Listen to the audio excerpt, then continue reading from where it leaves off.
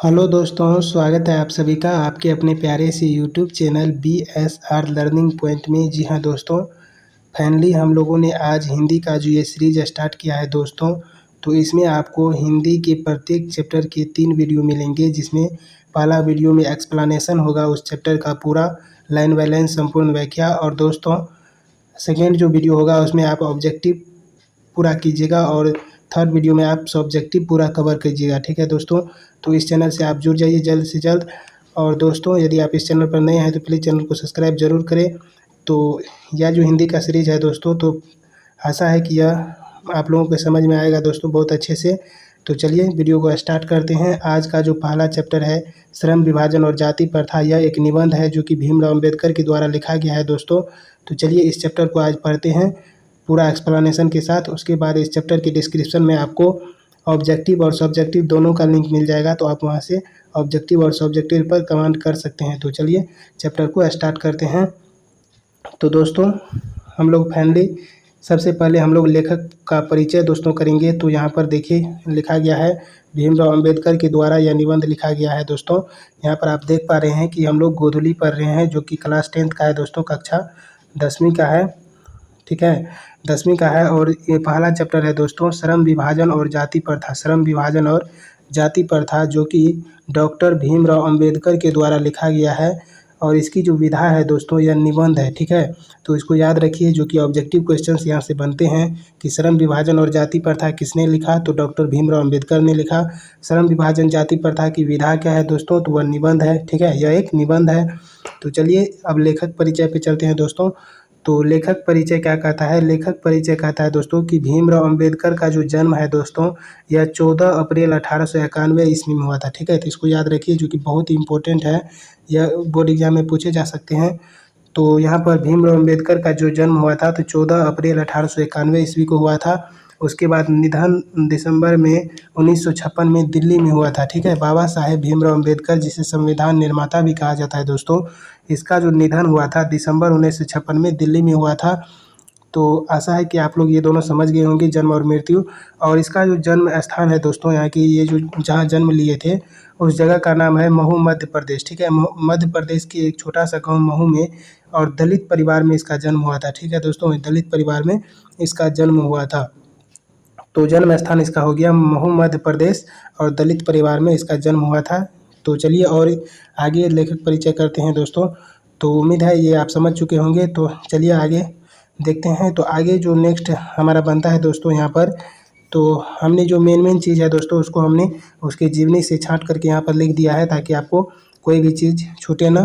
तो देखिए यहाँ पर दोस्तों यहीं से ऑब्जेक्टिव क्वेश्चंस बने जाते हैं कि मानव मुक्ति का पुरोधा किसे कहा जाता है। ठीक है, मानव मुक्ति का पुरोधा। ठीक है, तो मानव मुक्ति का पुरोधा भीमराव अंबेडकर को कहा जाता है। ठीक है, तो इसको याद रखिए, यहाँ से ऑब्जेक्टिव क्वेश्चंस बनते हैं। उसके बाद देखिए कहता है कि पढ़ने के लिए भीमराव अंबेडकर कहाँ कहाँ गए।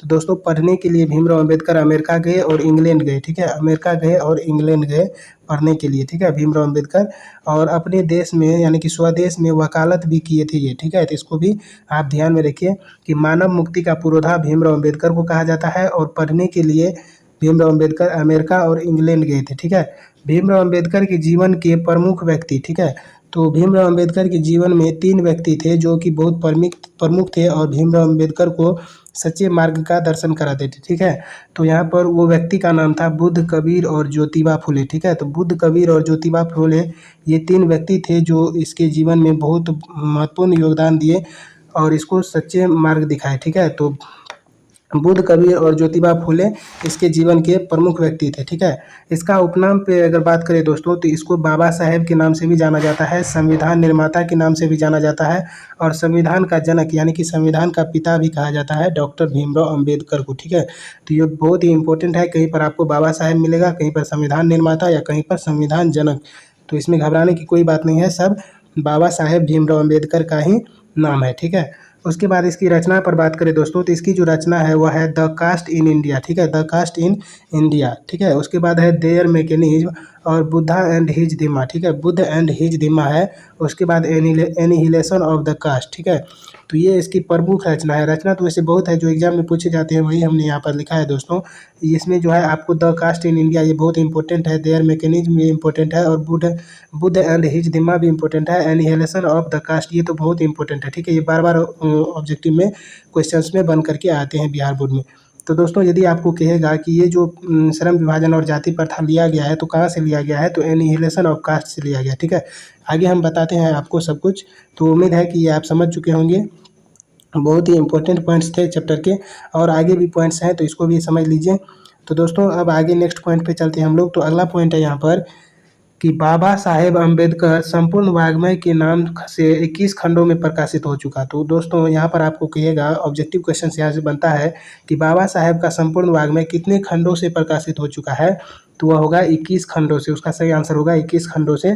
तो आप यहाँ से इसको याद रख सकते हैं। उसके बाद दोस्तों कहता है कि लाहौर का वार्षिक सम्मेलन कब हुआ था, तो लाहौर का वार्षिक सम्मेलन 1936 में हुआ दोस्तों। तो इसको याद रखिए, जो कि इसी चैप्टर के क्वेश्चन है कि लाहौर का वार्षिक सम्मेलन जो है 1936 में हुआ था, ठीक है।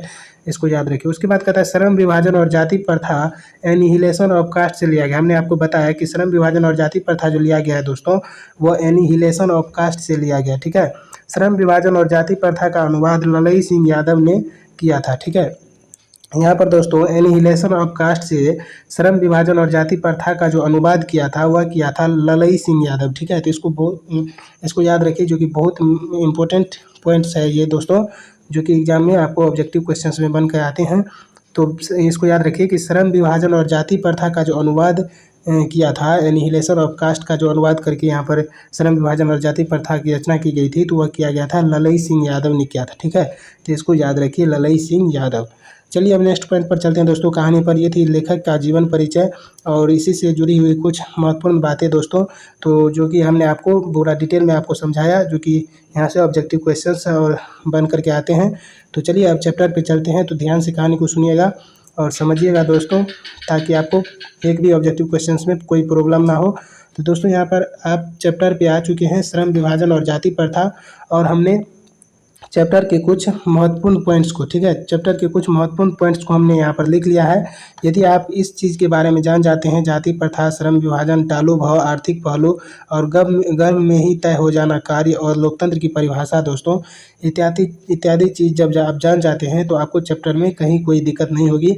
इसी सब चैप्टर पे क्या क्या है, इसी टॉपिक सब पे बात किया है, ठीक है। तो हम इस टॉपिक पे आपसे डिटेल में बात करेंगे, तो बने रहिए इस वीडियो में अंत तक। तो दोस्तों यहाँ पर श्रम विभाजन और जाति प्रथा जो इस चैप्टर का शीर्षक है दोस्तों, तो सबसे पहले समझना है कि जाति प्रथा क्या है और श्रम विभाजन क्या है, ठीक है। यह है दोस्तों डॉक्टर भीमराव अंबेडकर, और इस साइड है आपको जातिवाद के पोषक, ठीक है, जातिवाद के पोषक। तो यहाँ पर देखिए दोस्तों, यहाँ पर जाति प्रथा के बारे में समझेंगे। तो जाति प्रथा दोस्तों क्या है कि समाज में विभिन्न तरह की जाति का कैटेगरी में बंट जाना, ठीक है। यानी कि बड़े जाति के द्वारा क्या करना, जैसे ब्राह्मण हो गया, आपको राजपूत हो गया, प्रजापति हो गया, ये सब दोस्तों हो गया जाति, ठीक है। तो इस तरह जाति जो है दोस्तों, समाज में सब लोग क्या होते हैं, जाति के रूप में बटे होते हैं। कोई क्या होता है, तो कोई कुम्हार जाति का होता है, कोई शर्मा जाति का होता है, कोई जो है सो ब्राह्मण जाति का होता है। तो इस तरह से जाति में बटे होते हैं, तो इसी को बोलते हैं जाति प्रथा, ठीक है, जाति प्रथा बोलते हैं इसको। और इसमें जाति प्रथा में क्या होता है, एक सबसे बड़ी बात ये होती है जिसको हम बहुत गलत मानते हैं दोस्तों, कि जाति प्रथा में क्या होता है कि अछूत की भावना रहती है, ठीक है। जाति प्रथा में क्या होता है कि अछूत की भावना होती है, कि यदि वो नीच जाति का है तो उसको नहीं छूना चाहिए। जैसे शर्मा हो गया, या फिर उस समय की जो मान्यता थी दोस्तों, तो उस जो छोटे जाति की जाति थी, जैसे डोम हो गया, ये सब को क्या करते थे, छूने से डरते थे इधर के लोग, ठीक है। और ये सब को छूने नहीं देते थे किसी भी। अगर किसी के द्वार पे भी चला जाता था तो नीपा पोछी करना पड़ता था, फिर शुद्धिकरण करना पड़ता था, ठीक है। तो इसको ये लोग जो है ना बहुत नीच जाति मानते थे, ब्राह्मण हो गया, राजपूत हो गया, ये सब, ठीक है। तो और जाति प्रथा में क्या था कि जो निम्न जाति के लोग हैं वह पढ़ेंगे नहीं, ठीक है, उसे पढ़ने नहीं दिया जाता था। और जो उच्च जाति की, जैसे ब्राह्मण है तो ब्राह्मण ही पढ़ाएगा और पढ़ेगा भी, ठीक है। तो ये सब इसमें मान्यता थी। तो जाति प्रथा एक तरह से गलत था, और इसमें जो लगाए गए थे कि अछूत की भावना, ये सब एक दूसरे को नहीं छूना चाहिए, टच नहीं करना चाहिए, ये सब बहुत मतलब गलत बातें थी। तो इससे हम लोग जाति प्रथा, इसी चैप्टर में श्रम विभाजन ने बताया है कि डॉक्टर भीमराव अम्बेडकर ने बताया है कि जाति प्रथा इस तरह का जो है सो भेदभाव समाज में करती है। उसके बाद देखिए श्रम विभाजन पर चलते हैं। तो दोस्तों श्रम विभाजन भी एक बहुत कुरीति थी और उस समय की तो श्रम विभाजन क्या होता है इसके बारे में हम लोग जानते हैं दोस्तों। अब श्रम विभाजन के बारे में जानते हैं हम लोग। तो श्रम विभाजन दोस्तों क्या है कि श्रम विभाजन में आपको क्या करेगा कि जाति के अकॉर्डिंग काम निर्धारित कर देता है, ठीक है। जैसे कोई यदि शर्मा है तो वो कारपेंटर यानी कि बढ़ई का ही काम करेगा, वो लकड़ी को ही ठोक पीट करेगा या उसको ही क्या करेगा जो है सो कुर्सी पलंग ये सब बनाएगा, ठीक है। जो कुम्हार है तो वो बर्तन ही बनाएगा सिर्फ, और जो दूसरे जैसे ब्राह्मण का जाति है तो उसका बेटा जो है पढ़ेगा लिखेगा और सिर्फ पढ़ाएगा, ठीक है। तो इस तरह की मान्यता थी कि जाति के अकॉर्डिंग जो है श्रम का विभाजन कर दिया गया था, यानी कि काम को बांट दिया था, ठीक है। तो ये भी एक गलत प्रवृत्ति थी, आप मान के चलिए। और ये कार्य जो है गर्भ में ही निर्धारित हो जाता था। अब किसी को जैसे मान के चलिए कोई आदमी जो है डॉक्टर बनना चाहता है अपने जीवन में, और उसको कह दिया कि आप जो है सो कारपेंटर बढ़ई का काम कीजिए, और उसको मन नहीं लग रहा है उसमें, तो वो क्या करेगा उस काम को टालू भाव से करेगा, ठीक है। टालू भाव कहने का मतलब होगा कि टाल देगा, उसको मन नहीं लगेगा, अच्छा से नहीं करेगा, ठीक है। तो इस तरह की भावना उत्पन्न होती थी उस समय, ठीक है। टालू भाव उत्पन्न हो जाती थी, ठीक है। तो टालू भाव से क्या करते थे, कार्य को करते थे, तो जो कि कार्य अच्छा ठीक ढंग से नहीं होता था, ठीक है। तो इसमें और आपको एक चीज़ बताना है दोस्तों कि यहाँ पर भीमराव अम्बेडकर हैं जो कि जाति प्रथा ये सब को गलत मानते हैं, लेकिन इस साइड जो है जातिवाद के पोषक हैं, ठीक है। तो जातिवाद के पोषक जो है इसके जाति प्रथा श्रम विभाजन इसके विपक्ष में जो तर्क देते हैं दोस्तों, वह कहते हैं कि यदि हम समाज को जाति के अकॉर्डिंग नहीं बांटेंगे तो समाज में कोई भी कार्य जो है कुशलता से नहीं होगा। अब मान के चलिए यदि कुम्हार को काम नहीं दिया जाए कि वह बर्तन बनाए, तो वह क्या करेगा, बर्तन नहीं बनाएगा, उसका जो मन होगा सो करेगा, तो फिर तो बर्तन कौन बनाएगा, ठीक है। उसके बाद जैसे कारपेंटर हो गया, शर्मा का जो कार्य दिया गया था दोस्तों, या तो उसमें जातिवाद के पोषक का कहना है कि यदि हम इस तरह से बांट देते हैं और जो जिस जाति का है उस जाति का काम उसको निर्धारित कर देते हैं, तो वो काम करेगा, तो कार्य जो है सभी कुशलता से होंगे। और यदि उसको छूट दे दिया जाए तो उसका मन नहीं करेगा वो काम करने के लिए, सफाई करना, फिर पोछा लगाना, तो फिर वो कौन करेगा, ठीक है। तो इस तरह से ये क्या करते हैं, तर्क देते हैं। थोड़ा बहुत ठीक था लेकिन गलत है, ठीक है। उसके बाद देखिए आर्थिक पहलू के बारे में समझेंगे। तो जब कोई जो है टालू भाव से काम करेगा दोस्तों, तो बेरोजगारी की स्थिति तो उत्पन्न होगी ही, क्योंकि टालू भाव से काम करेगा, काम अच्छा नहीं होगा तो फिर उसको पैसा नहीं मिलेगा दोस्तों, या फिर वह जो है आर्थिक स्थिति से मजबूत नहीं होगा और बेरोजगारी की समस्या उत्पन्न हो जाएगी। तो आर्थिक पहलू भी उससे क्या होता था, खराब हो जाता था, ठीक है। और बेरोजगारी बढ़ जाती थी जिससे जो है, और बेरोजगारी का प्रमुख कारण क्या था, जाति पर था, ठीक है। जाति के अकॉर्डिंग काम को विभाजित कर देना यह बेरोजगारी का प्रमुख कारण था, यानी कि जाति पर था। उसके बाद क्या होता था कि गर्भ में ही तय हो जाना कार्य। अब मान के चलिए शर्मा जाति है या फिर कुम्हार है या फिर राजपूत है या फिर क्या कहते हैं ब्राह्मण है, जो भी जाति है, तो उसका कार्य जो है गर्भ में ही निर्धारित हो जाता था दोस्तों। कि जैसे अब बच्चे का जन्म होगा उससे पहले वो किस जाति का है तो उस जाति का काम उसको मतलब उस पे ज़बरदस्ती जबरन लागू कर दिया जाता था कि तुम अब बड़ा होगा तो यही काम करेगा, तुमको यही काम करना है, ठीक है। जबकि इसमें उस बच्चे से कुछ नहीं पूछा जाता था कि तुम्हारी रुचि कौन चीज़ में है और तुम क्या बनना चाहते हो, ठीक है। तो ये सब कोई बात नहीं करता था, ठीक है। उससे नहीं पूछा जाता था, उसे जबरन ही उस चीज़ में जो है सो धकेल दिया जाता था। उसके बाद लोकतंत्र की सच्ची परिभाषा की बात है दोस्तों। तो लोकतंत्र की सच्ची परिभाषा को जब जानेंगे तो लोकतंत्र की सच्ची परिभाषा भीमराव अम्बेडकर ने दिया है कि लोकतंत्र की सच्ची परिभाषा क्या हो सकती है। तो यह जो है लोकतंत्र में क्या होना चाहिए, एक दूसरे में भाईचारे होना चाहिए, ठीक है। और दूध और पानी की तरह मिश्रण होना चाहिए, ठीक है। दूध और पानी कहने का मतलब हुआ दोस्तों कि दूध और पानी को जब मिला देते हैं तो ये क्या करता है, हमेशा एक दूसरे की रक्षा करता है, ठीक है। तो उस तरह से क्या होना चाहिए, दूध और पानी की तरह जो है आदमी का क्या हो जाना चाहिए, लोकतंत्र में मिश्रण होना चाहिए और लोकतंत्र में भाईचारे होना चाहिए। और क्या कहते हैं इसमें जो है सो आपको मेल होना चाहिए, एक दूसरे की मदद करने की जो है सो हौसला होना चाहिए, ठीक है। तो डॉक्टर भीमराव अम्बेडकर के अनुसार सच्चे लोकतंत्र की परिभाषा यही है कि सच्चे लोकतंत्र जो है दूध और पानी की तरह मिश्रण होना चाहिए और इसमें भाईचारे होना चाहिए, यही सच्चे लोकतंत्र की परिभाषा है, ठीक है। तो ये थे आपके कुछ पॉइंट जो कि आपने क्लियर किया दोस्तों कि जाति प्रथा क्या होता है, श्रम विभाजन क्या होता है, टालू भाव कैसे उत्पन्न होता है दोस्तों।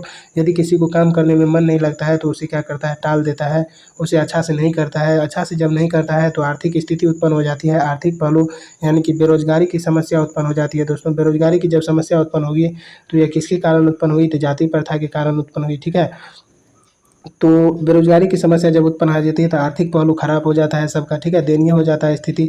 फिर जो है सो वह उस किसी काम में मन नहीं लगता है उसको, जो चीज़ करना चाहता है उसे करने में दिया नहीं जाता है। तो ये सब चीज़ जो समाज में गलत थी, तो इसे ही बाबा साहेब भीमराव अम्बेडकर ने क्या किया, जो है सो इसे मतलब इसे दूर किया, ठीक है? तो इसीलिए इसे जो है बाबा साहेब भीमराव अम्बेडकर को मानव मुक्ति का पुरोधा भी कहा जाता है, ठीक है? तो मानव को जो क्या किया, इस तरह के जो है सो कष्ट से मुक्त किया, ठीक है? तो और ये जो है भीमराव अम्बेडकर अछूतों के लिए बहुत ज़्यादा प्रयास किए थे दोस्तों, अछूतों के लिए, ठीक है?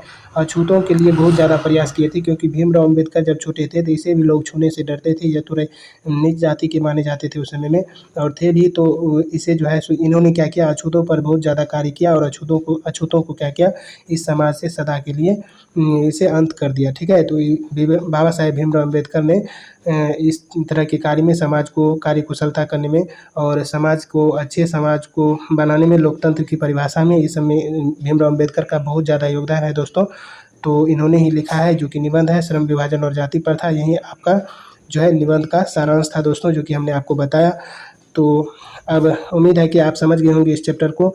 तो अब इस चैप्टर के डिस्क्रिप्शन में आपको ऑब्जेक्टिव्स लिंक और सब्जेक्टिव दोनों का लिंक मिलेगा, तो आप बारी-बारी से जाकर के देख सकते हैं और अपनी तैयारी को बेहतर कर सकते हैं दोस्तों। इसी तरह से हम लगातार आपको प्रत्येक चैप्टर का 3 वीडियो लेकर के आएँगे दोस्तों। मेहनत तो बहुत है। यदि आप इस चैनल पर नए हैं, प्लीज़ चैनल आपको वीडियो अच्छा लगा तो लाइक कीजिए और सब्सक्राइब कीजिए। लाइक करने से मोटिवेशन बढ़ता है दोस्तों।